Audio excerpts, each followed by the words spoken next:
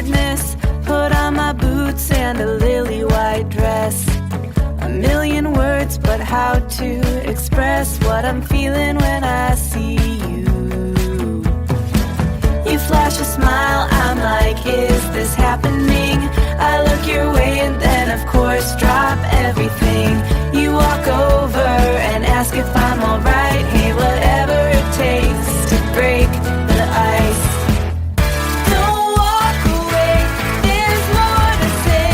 I just need the courage to let you know what's on my mind. Like every time you pass by, something just feels right. Not apathy, it's energy locked up that's ready to scream and shout. I won't make the same mistake twice. Ready to shake up and break the ice. Maybe a joke first, maybe a pickup line, but either one of those is just a waste of time. I need a better way, I need some inspiration, something that better explains all my motivation. To meet you, know you, and be on your mind. I have to, but how do I put this right? Don't overcomplicate, just